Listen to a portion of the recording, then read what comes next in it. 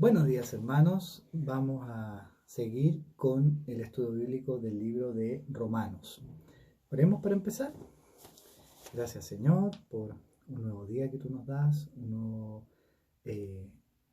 tiempo, un nuevo fin de semana, Señor, para estudiar tu palabra. Te pedimos que tú nos guíes en la aplicación de ella en nuestras vidas. En el nombre de Jesús. Amén. Bueno, hermanos, comenzamos la semana pasada con el libro Romano, hicimos una introducción, ¿no es cierto? Y leímos los primeros versículos. Vamos a continuar leyendo ahora desde el capítulo 1, versículo 7 hasta el 17. Vamos a leer del 7 al 17. Íngela.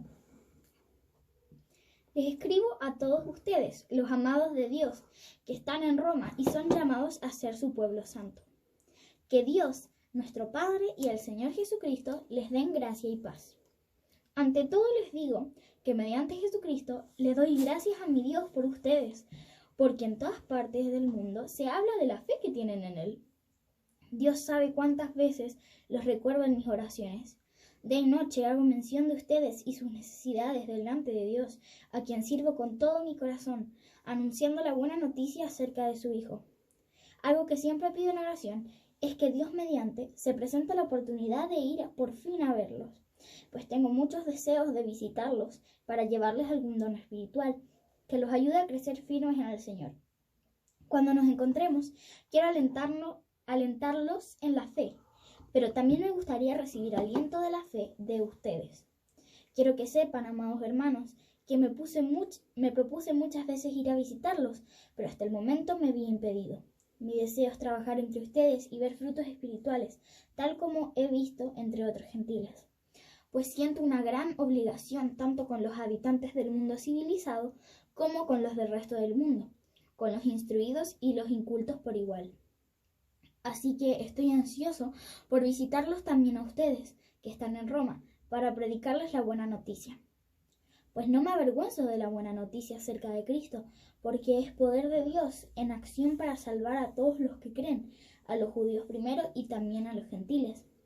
Esa buena noticia nos revela cómo Dios nos hace justos ante sus ojos, lo cual se logra del principio al fin, por medio de la fe. Como dicen las Escrituras, es por medio de la fe que el justo tiene vida. Muy bien, Íngela leyó, ¿no es cierto?, en NTV. Y, ¿a quién le escribe entonces versículo 7? A los amados de Dios en Roma. A los que están en Roma, a todos los amados de Dios, llamados a ser santos. ¿Qué dice ahí el versículo 7? Y son llamados a ser su pueblo santo. Son llamados a ser su pueblo santo. ¿Quién era en el Antiguo Testamento el pueblo santo? Israel. El pueblo de Israel. Y ahora Pablo dice, ¿no es cierto?, en el Nuevo Testamento, todos los que creen, ¿no es cierto?, son llamados a ser su pueblo santo. Roma, ¿no es cierto?, era la gran capital del mundo, del imperio. ¿Habrá alguna ciudad así hoy día o no? Que sea así como tan importante. Imagínate como si tú vivías en una provincia, ¿ya? Como Pablo que vivía, ¿no es cierto?, en otras ciudades. ¿Qué diría la gente? Alguna vez quizás visitar Roma, ¿cierto? La capital, ¿no es cierto?, el centro del poder, del arte, ¿ya? ¿Qué ciudades hay que llaman la atención hoy día? Varias. Varias. Sí, probablemente no hay una sola, ¿cierto? Hay varias. Y bueno, a todos aquí les escribe. A ver, entonces fíjense que en el Antiguo Testamento era a los israelitas, pueblo de Israel, el pueblo santo. Y aquí a todos los que estáis en Roma. ¿Qué significa eso? A todos los que de la iglesia, ¿no es cierto?, sean judíos, o sea, son cristianos, pero tengan raíces judías o no judías, ¿no es cierto? A todos. ¿Y cuál es el deseo? Gracia y paz a vosotros de nuestro Padre y del Señor Jesucristo. A ver si podemos buscar ahí, Íngela, una cita, ¿ya? ¿No es cierto? Primera Tesalonicenses 2:4.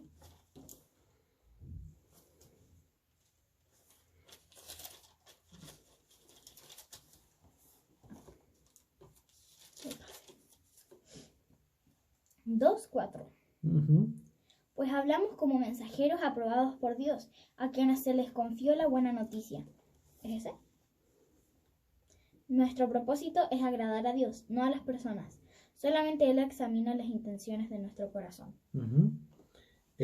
Primera de Corintios, perdón, Gálatas 2:7.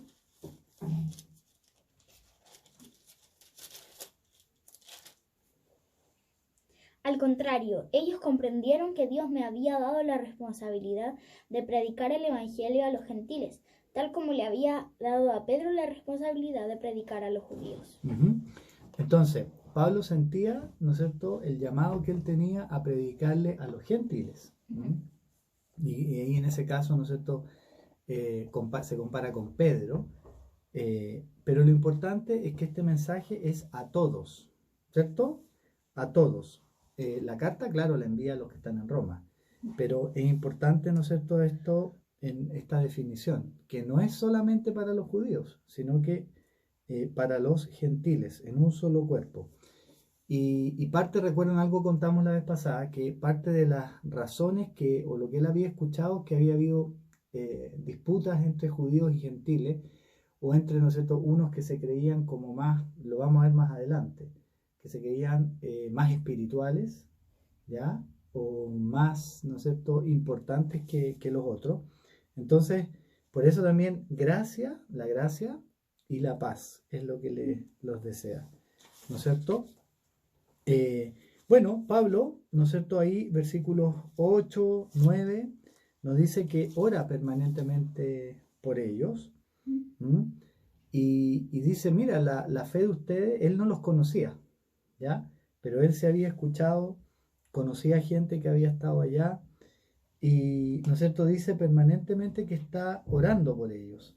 ¿Mm? Dice que Dios les es testigo, ¿no es cierto? ¿Y qué es lo que pedía él en específico? Versículo 10, ¿qué pedía? Poder ir a Poder ir. verlos. Ujú. A ver, ¿y por qué? ¿Por qué habrá querido ir? Porque, o sea, por lo que dice acá, por lo que... Sí, Ay. no, por lo que dice acá. Sí.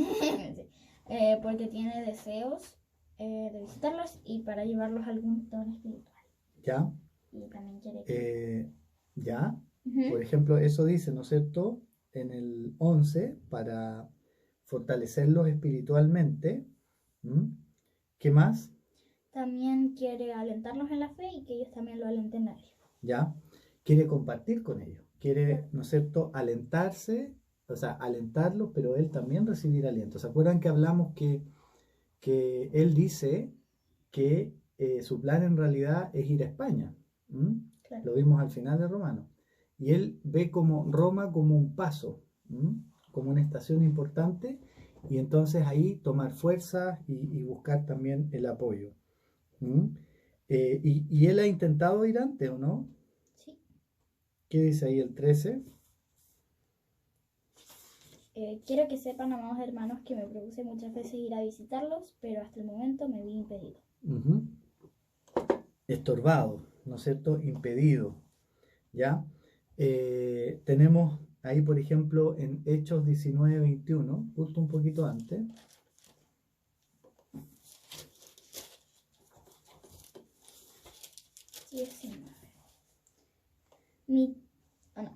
Tiempo después, Pablo se vio obligado por el Espíritu a pasar por Macedonia y Acaya antes de ir a Jerusalén.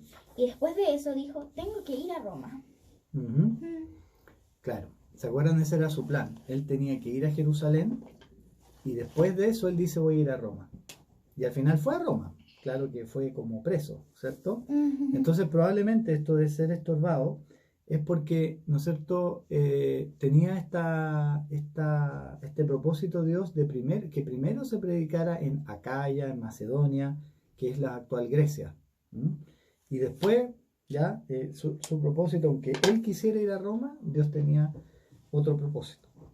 ¿Ya?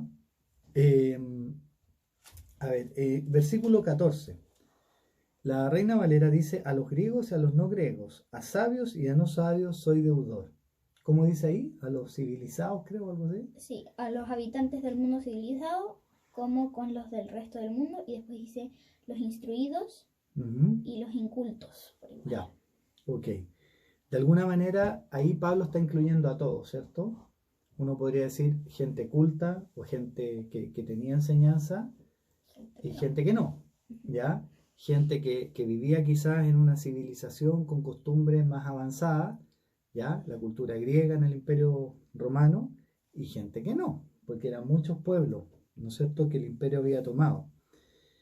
Entonces, eh, ¿qué les parece? Bueno, y el 15, ¿no es cierto?, sigue, porque dice que realmente él está preparado para ir a anunciar el Evangelio. ¿Mm? Y está como ansioso, tiene ganas de ir. Tiene muchas ganas, ¿no es cierto?, ansioso. No es que sea así como, oye, yo, bueno, lo tengo que hacer por obligación, ¿no es cierto? Él quiere, Ujú. ¿cierto? Él Ok. quiere hacerlo. ¿Mm? Quiere ir también a predicar allá a Roma. Eh, y fíjense que entonces, ¿cómo él lo veía como una opción, Pablo? ¿Cómo lo ve?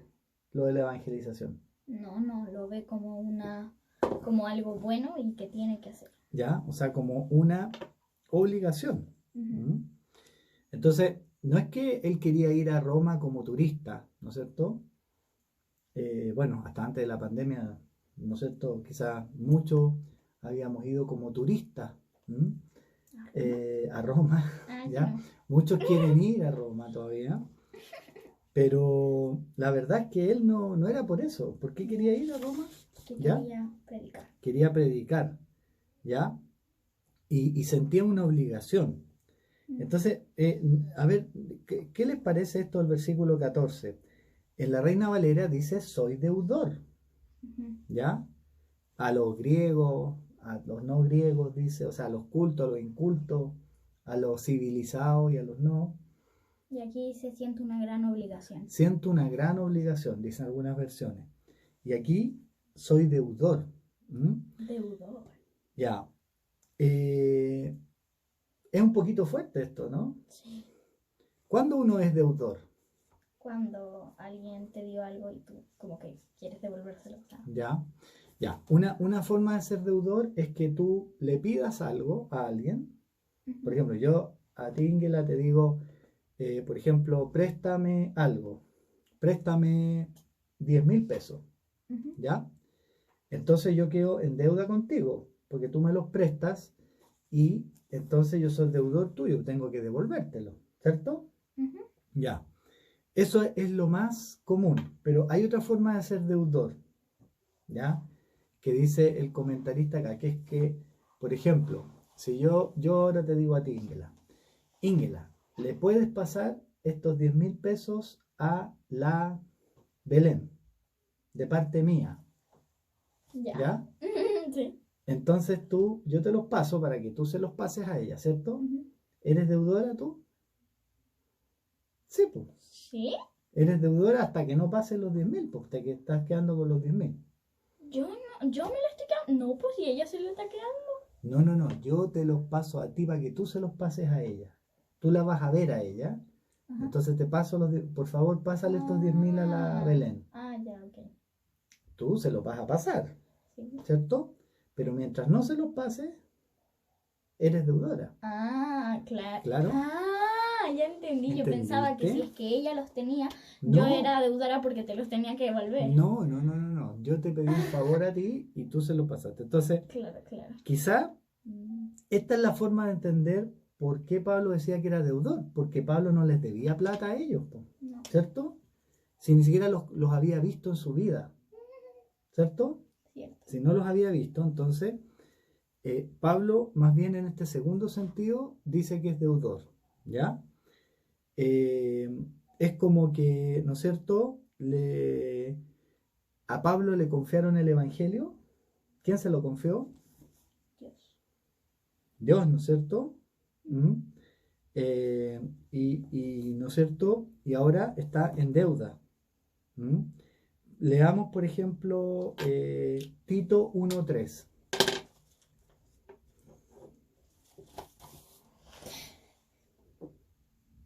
Y ahora, en el momento preciso, Él dio a conocer este mensaje que nosotros anunciamos a todos. Es por mandato de Dios nuestro Salvador, que se me ha confiado esta tarea para Él. Ujú. Entonces, un mandato de Dios a él, ¿no es cierto?, de dar a conocer el Evangelio. Y primera de Timoteo Sí. 1:11, Como primera de Tito. primera de Timoteo 1:11, 1:11. Que proviene de la gloriosa buena noticia que me confió nuestro bendito Dios. ya, la buena noticia que me confió nuestro bendito Dios, ¿no es cierto? Dios, Jesucristo mismo lo nombró y por eso decimos que es apóstol, ¿no es cierto? Le da a él en persona este encargo. Entonces, es como lo que yo te decía, que te pasé las 10 lucas para la Belén. Entonces, tú eres deudora mientras no entregas esas 10 lucas. Sí. Ya, y esto, Pablo se sentía así de deudor. Es como que, chuta, a mí me confiaron el Evangelio para entregarlo. Entonces, soy deudor mientras no lo entrego. ¿Mm? Claro. Y entonces así lo veía él, ¿ya? Él era el que llevaba el Evangelio a los gentiles, cultos, incultos, ¿no es cierto? Como vimos ahí. Entonces, era así de importante para Pablo la evangelización. ¿Mm? Por eso su gran anhelo, ¿ya? Pronto. Sí. El gran anhelo de anunciarles el Evangelio a todos los que están en Roma. Entonces, la pregunta para nosotros sería, ¿somos o no somos nosotros deudores? También en cierto sentido, aunque no seamos apóstoles, ¿ya? Puede que sí, ¿cierto? Seamos deudores de también comunicar el Evangelio que conocemos a los que están cerca de nosotros. Una pregunta. Uh-huh. Pero es que Pablo ahí estaba diciendo que sentía era deudor o sentía la obligación, pero dice como por decirlo así, a dos grupos de personas que engloban a todos. Claro. Es que yo estaba pensando, pero si él es llamado a hablarle a los gentiles, no a los judíos. Claro, pero también si había judíos ahí, también escuchaban. Claro. ¿Ya? Entonces, aunque nosotros no seamos apóstoles, aquí cabe preguntarse, ¿nos sentimos nosotros deudores, así como tan fuerte como Pablo? ¿Ya? ¿No deberíamos nosotros estar más ansiosos de saldar nuestra deuda, como lo estaba Pablo? Nos pasa que muchas veces no, ¿no es cierto? Entonces, esa es una razón que vemos aquí en el 14 y 15, ¿no es cierto?, por la que Pablo quiere ir a predicar el Evangelio. Y ahora el 16, vamos a encontrar otra razón por la que Pablo quiere ir y está ansioso. No es que solamente diga, hoy tengo que ir. No, está ansioso por predicar el Evangelio. ¿Ya? ¿Qué es lo que dice que es el Evangelio en el 16? Es poder de Dios en acción para salvar a todos los que creen, a los judíos primero y también a los gentiles. Es poder de Dios, dice, para salvar a todos los que creen. A los judíos, dice primeramente, y también al griego. Sí. Entonces, fíjense que en algunas versiones, esto que dice acá el 16, dice, porque no me avergüenzo del Evangelio, Reina Valera. ¿Y ahí? Pues no me avergüenzo de la buena noticia. Ya. La NTV es lo mismo, ¿no es cierto? Porque no me avergüenzo. Pero hay versiones que tradujeron, estoy orgulloso del Evangelio. ¿Ya? Si se fijan en la lógica del idioma, es lo mismo, ¿cierto? No avergonzarse como decir, o sea, porque eso es lo que quiere decir, ¿no es cierto? Claro, no, está diciendo... Si fueran positivos sería estoy orgulloso, o sea, ¿ya? Pero fíjense que aunque al final el resultado es el mismo, sí nos da una ¿cómo se dice? Una información interesante esto de que no me avergüenzo, ¿ya?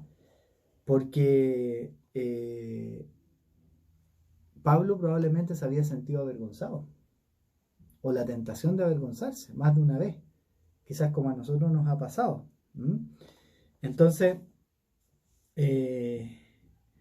Marcos 8:38, ¿qué dice? Marcos 8:38.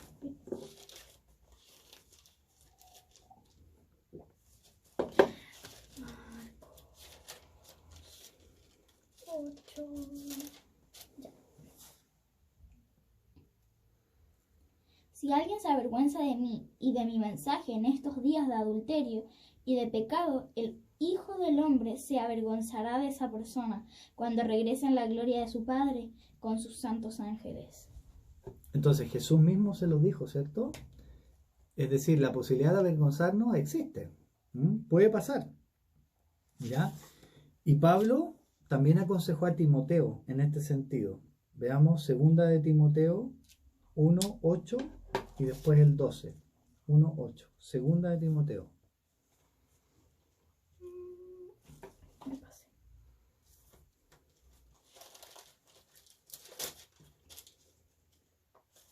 8. 1:8. Ajá, gracias. Así que nunca te avergüences de contarles a otros acerca de nuestro Señor, ni te avergüences de mí, aun cuando estoy preso por Él. Con las fuerzas que Dios te da, prepárate para sufrir conmigo a causa de la buena noticia. Nunca te avergüences, ¿no es cierto? Le da la recomendación a Timoteo, Pablo. ¿Cierto? Pablo, ¿no es cierto? Para saber que uno se puede avergonzar o sentir vergüenza, yo creo que Pablo, cuando daba estos consejos, es porque él alguna vez se había sentido avergonzado o débil, ¿no es cierto? ¿Qué dice 1 Corintios 2:3? 1 Corintios 2:3.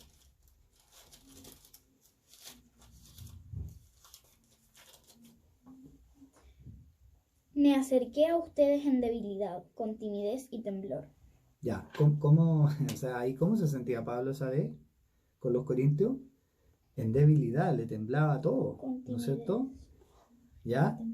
¿Y por qué? ¿Por qué sería así? 1 Corintios, ahí justo antes, 1:18 y 23. 1:18 y 23. El mensaje de la cruz es una ridiculez para los que van rumbo a la destrucción. Pero nosotros que vamos en camino a la salvación sabemos que es el poder mismo de Dios. Entonces, Pablo sabía que para muchos es una ridiculez, dice, ¿no es cierto? Una locura el mensaje de la cruz, ¿ya? Un tropiezo para otros. Entonces, si tú sabes qué es eso, entonces sabes también que vas a recibir burla, rechazo, ¿ya? Por lo mismo, ¿no es cierto? Pablo dice, oye, la posibilidad de avergonzarse existe. Nosotros podemos sentir esta tentación también. Entonces, ¿en qué se basaba Pablo, volviendo ahí a Romanos 1:16, para no sentir vergüenza? En saber que el Evangelio, esta buena noticia, es poder de Dios para salvación de todo aquel que cree. Entonces, claro, él había experimentado ese poder en él, ¿cierto? Entonces, bueno, si nosotros no sabemos en qué consiste el poder del Evangelio, quizá no, es más probable que nos dé vergüenza, ¿cierto? En cambio, si conocemos este poder salvador por medio de la fe, entonces nos podemos aferrar a eso para no sentir vergüenza, ¿ya? Y fíjense que la fe, todo aquel que cree, el mismo versículo, coloca en un mismo nivel a los judíos y a los griegos, a todos. Es como un nivelador. No hay distinción. Aquí no hay unos más especiales que otros. ¿Ya? ¿Por qué diría primeramente los judíos? Bueno, porque a ellos se les predicó primero. ¿No es cierto? Recuerden que la evangelización, el mensaje partió ahí. ¿No es cierto? Partió en Israel.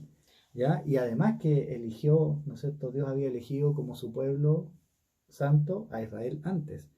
¿Ya? Entonces, por esa razón era necesario que se predicara primero ahí, pero luego, inmediatamente, ¿no es cierto?, salir de ahí hasta lo último de la tierra. Hechos 13:46. Sí. Pablo era judío, ¿verdad? Él era judío, pero él había nacido en otro lugar, no en Palestina, había nacido en Tarso. Entonces, claro, su familia fue criado como judío, ¿no es cierto? Y pero, él sabía mucho, ¿no es cierto? Sí, pero Tarso, ¿dónde está? Tarso está hoy día en lo que es Turquía, dentro del Imperio Romano, y su padre se había ganado el título de ciudadano romano. Entonces él también era ciudadano, era como, en el fondo, no todos los que vivían en el imperio eran igual de importantes, sino que algunos eran ciudadanos. ¿Mm? Entonces eso les daba también una posición especial. ¿Qué dice Hechos 13, 46. 46? Entonces Pablo y Bernabé hablaron con valentía y declararon: era necesario que primero les predicáramos la palabra de Dios a ustedes, los judíos, pero ya que ustedes la han rechazado y se consideran indignos de la vida eterna, se la ofreceremos a los gentiles. Uh-huh. Entonces Pablo lo entendía así. De hecho, las ciudades que él llegaba, uno lo puede ver en Hechos, ¿no es cierto? Normalmente buscaba primero a los judíos, ¿ya? Iba a las sinagogas que había ahí, les predicaba el evangelio y en general pasó que unos pocos nomás creían de eso. Decía, muy bien, ¿no es cierto? Ya les prediqué y ahora, como dice ahí, me dedico a los gentiles. ¿Mm? Entonces, vemos, ¿no es cierto?, cómo Pablo se sentía a ese nivel de sentirse deudor de predicar. ¿Mm? Y veamos el versículo 17, ¿ya? Dice, ¿cómo empieza? Dice, porque en el Evangelio la justicia de Dios. ¿Cómo dice esa versión? ¿Cómo empieza el 17? Esa buena noticia nos revela cómo Dios... Sigue hablando, ¿no es cierto? Esto es un continuo. Nosotros paramos para comentar, pero es un continuo, ¿no es cierto? Está hablando del Evangelio. Sí. ¿Ya? Y hay una lógica, una unión, ¿ya? De hecho, tradujeron algunas versiones, en vez de porque en el Evangelio, cuando uno dice porque, es porque está explicando una causa, ¿cierto? Sí. ¿Ya? Una lógica. Una razón. Un motivo. Entonces dice, ¿no es cierto? ¿Por qué es poder de Dios para salvación? Del 16, ¿ya? ¿Por qué dice acá el 17? Nos revela cómo Dios nos hace justos ante sus ojos. ¿Sigo Ya. leyendo? No. Está bien, ¿ya? Y fíjense que Pablo cita aquí al Antiguo Testamento en este versículo. Cita Habacuc 2:4, ¿ya? ¿Lo leemos? Bueno, búscalo. Vamos a ver qué tan rápido No. encontramos Habacuc. No, No. Ay, me pasé. Ahí está. Habacuc 2:4, muy bien. Ahí está. Mira a los orgullosos, confían en sí mismos y sus vidas están torcidas, pero el justo vivirá por su fidelidad a Dios. El justo vivirá por su fidelidad a Dios, dice ahí. En la Reina Valera dice, ¿no es cierto?, el justo vivirá por la fe. Entonces, Habacuc recibe este mensaje y Pablo lo toma, ¿ya? Para insertarlo aquí en su carta a los romanos. Habacuc fue un profeta en tiempos que Israel, ustedes lo pueden leer en otro momento, no es muy largo, había mucho pecado en Israel. Y él habla con Dios y le dice, pero ¿cómo? Tanto pecado, tanto torcido, la sociedad está súper mal, le dice, ¿no es cierto? Podríamos decir lo mismo hoy día, ¿cierto? En su sociedad en Israel en ese tiempo, ¿ya? Y Dios, ¿sabe lo que le responde? Sí, tranquilo Habacuc, que voy a acabar con este mal y levanto un pueblo que es terrible, que son los babilonios, ¿ya? Y los caldeos. Ellos son de Roma, ¿no? No, por Roma ¿No? está al otro lado. Okay. Que a Roma le dijeran la Babilonia es parte del lenguaje. Babilonia es anterior, ¿ya? El primer gran imperio. Y ellos eran muy crueles y destructivos. Y ellos llegaron y se llevaron cautivos no solo a los judíos, sino que a un montón de otros pueblos. Mataron a muchos, ¿no es cierto?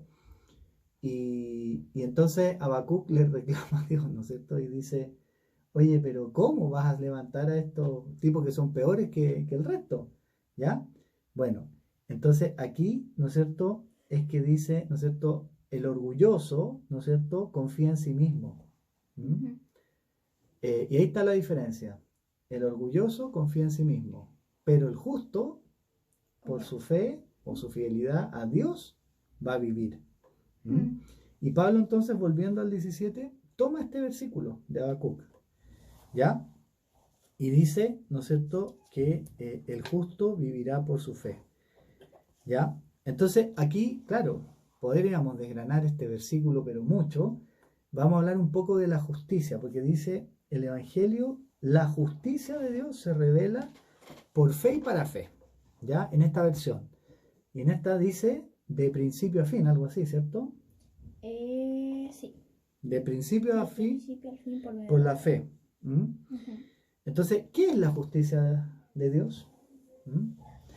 No vamos, eso es todo un tema, ¿no es cierto?, muy largo, pero la justicia de Dios la vamos a volver a tocar porque Pablo va a seguir hablando de ella en el libro Romanos, ¿ya? Yupi. Pero solamente como una introducción, ¿no es cierto? Que tiene que ver, porque la justicia es de Dios, ¿ya? Eso es lo que dice acá. Tiene que ver con Dios, ¿ya? Veamos algunos versículos, ¿ya? Entonces, por ejemplo, Génesis 18:25, el principio. Génesis 18:25. Ufa. A ver. Seguro que tú no harías semejante cosa, destruir al justo junto con el malvado, pues estarías tratando al justo y al malvado exactamente de la misma manera. Sin duda, tú no harías eso. ¿Acaso el juez de toda la tierra no haría lo que es correcto? Ujú. ¿Quién está hablando ahí con Dios? Abraham. Abraham, ¿cierto? Cuando ¿Y cómo dice que es Dios? Que Dios es juez, ¿cierto? Por lo tanto, ¿de dónde emana la justicia? De Dios. Porque el juez es el que aplica justicia, ¿no es cierto? El carácter de Dios. Él ama la justicia y aborrece el mal. Y, ¿no es cierto? Salmo 45:6, por ejemplo.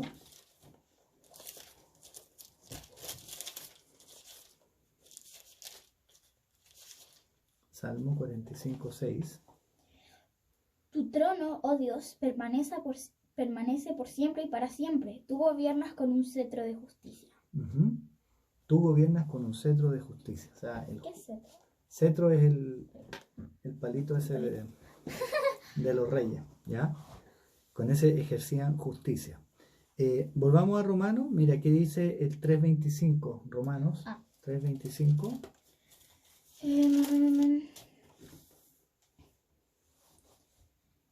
Pues Dios ofreció a Jesús como el sacrificio por el pecado. Las personas son declaradas justas a los ojos de Dios cuando creen que Jesús sacrificó su vida al derramar su sangre. Ese sacrificio muestra que Dios actuó con justicia cuando se contuvo y no castigó a los que pecaron en el pasado. ¿Y 26? ¿Leíste No. 3:26 también? Porque miraba hacia el futuro y de ese modo los incluiría en lo que llevaría a cabo en el tiempo presente. Dios hizo todo eso para demostrar su justicia imparcial y declara a los pecadores justos a sus ojos cuando ellos creen en Jesús. Uh-huh. Entonces, la justicia de Dios en el libro Romano, ¿no es cierto? Lo vamos a ver, está relacionado con la muerte de Jesús. Dice que Él nos declara justos a los pecadores, ¿ya? Si creemos en el sacrificio de Jesús, ¿ya? Entonces, ¿quién es el actor aquí? ¿Quién es el protagonista? Jesús. Jesús, ¿no es cierto? Dios mismo es el que activa, el que genera esta justicia, ¿ya? No, por eso, ¿no es cierto? Dice, se revela la justicia de Dios, es decir, es Dios que la revela, que la entrega, que la muestra, ¿ya? No hay una justicia humana posible. Entonces, es parte del carácter de Dios que, ¿no es cierto?, lo quiere hacer así. Es una actividad, ¿no es cierto?, divina. Veamos, por ejemplo, Isaías 46:13. Hay muchas citas sobre la justicia de Dios, tanto en el Antiguo Testamento como en el Nuevo. Isaías 43, dijiste. 46:13.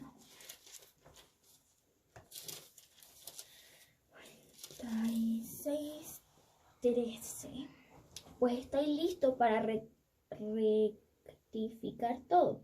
No en un futuro lejano, sino ahora mismo. Estoy listo para salvar a Jerusalén y mostrarle mi gloria a Israel. Estoy listo para rectificar. ¿Ya? Eso tiene que ser con hacer justicia, rectificar. Entonces, se fijan que el verbo y el sujeto es el mismo Dios y está en un presente bien activo, ¿ya?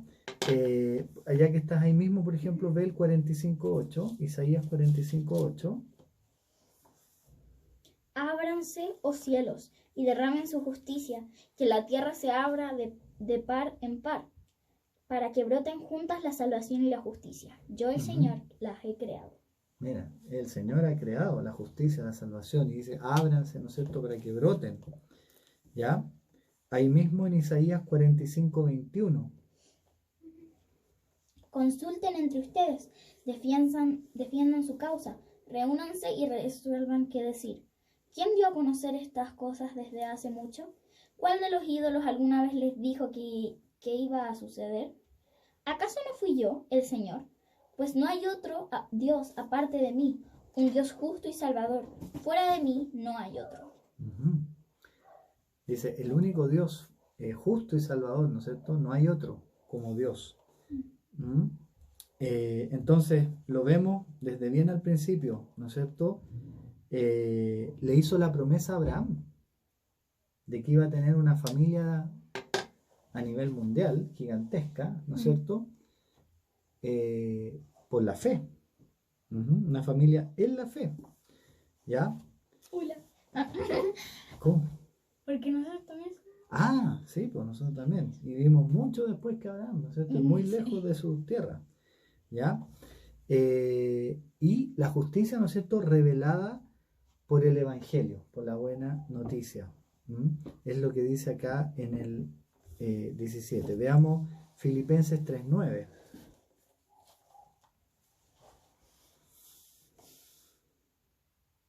Y llegar a ser uno con Él. Ya no me apoyo en mi propia justicia por medio de obedecer la ley, más bien llego a ser justo por medio de la fe en Cristo, pues la forma en que Dios nos hace justos delante de Él se basa en la fe. Ya, ¿no es cierto? ¿Cómo nos hace justos? Dice Pablo, mediante la fe, no por medio de las obras. Ese era Filipenses 3:9. Y también Romanos 10:3, perdón, Romanos 10:3.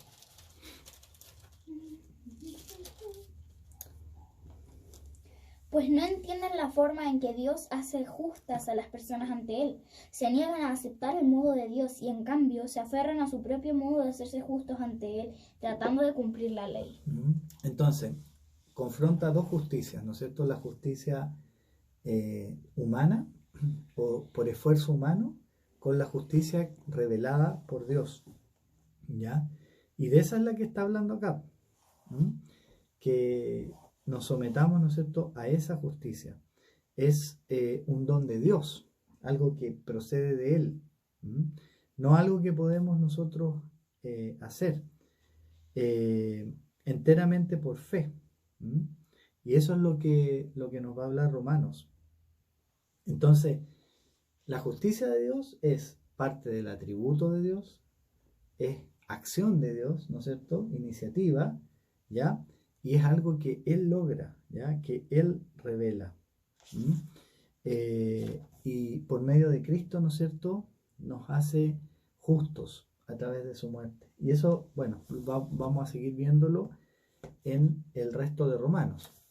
Y de fe en fe, como dice, por fe y para fe. Aquí, ¿cómo podemos interpretar esto? ¿No es cierto? De alguna manera, como tradujo la NTV, si vuelves al 1.17, ¿no es cierto?, le da este sentido, de principio a fin, la fe. Por fe, para fe o de fe en fe. Podría dar varias ideas, como que uno va creciendo en la fe, ¿no es cierto?, que también podría ser de que Dios da el don de la fe y uno le responde a Dios, ¿no es cierto? Pero lo importante en todas estas traducciones o formas como se tradujo a nuestro idioma es que la fe es fundamental aquí. En la fe es fundamental. Y dice que se revela por fe y para fe, ¿ya? Entonces, ¿quién es el que actúa primero? ¿Dios o los seres humanos? Dios. Dios primero, ¿cierto? Sí. Parece que aquí siempre es como una respuesta que nosotros podemos dar. ¿Ya? No es nuestra iniciativa, sino que nosotros podemos responder a su fidelidad. Siendo fieles también o teniendo fe en sus buenas noticias. Y entonces aquí cita, como leímos, ¿no es cierto?, a Habacuc. El justo vivirá por su fe, más el justo por la fe vivirá. ¿Ya? Hay más de un orden, ¿no es cierto? En la Reina Valera dice, más el justo por la fe vivirá. ¿Cómo dice la NTV? Es por medio de la fe que el justo tiene vida. Es por medio de la fe que el justo tiene vida, ¿no es cierto? Entonces uno puede decir, ¿qué es primero? ¿La fe o la justicia? ¿O la vida? ¿En qué orden están? En la fe. Ya, la fe. ¿Y después la vida? Después la justicia. Y después la esas vida. tres. ¿Cierto? No sé. Uno podría decir, claro, que el justo vivirá por la fe, vivirá hasta en el futuro. El justo. Ya entendí. Claro. ¿Por qué me tiras la justicia? No había entendido. Claro, el justo por la fe vivirá. Hay tres cosas ahí, ¿cierto? Ajá. Entonces, veamos, por ejemplo, Gálatas, a ver, Gálatas 3:11. Me pasé. Gálatas 3.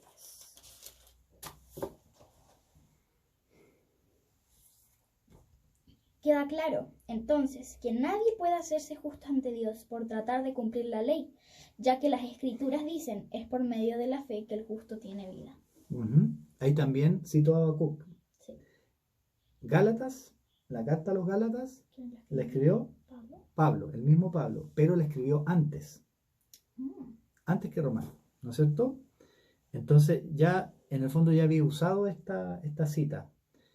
¿Qué es lo que dice, no es cierto, si lo vuelves a leer? Queda claro, entonces, que nadie puede hacerse justo ante Dios por tratar de cumplir la ley, ya que las Escrituras dicen, es por medio de la fe que el justo tiene vida. Claro, por medio de la fe. Ahí está explicando, ¿no es cierto? Entonces, ¿cómo puede un pecador hacerse justo? Por medio de la fe. ¿Ya? ¿Saben algo interesante? Si a los que les gustan los números y mirar, ¿ya? Las cosas, es que en los primeros 4 capítulos de Romanos, ¿ya? Romanos 1 al 4, cuenten cuántas veces aparece la palabra fe, ¿ya? Muchísimas. Muchas. ¿Y cuántas aparece la palabra vida? ¿Ya?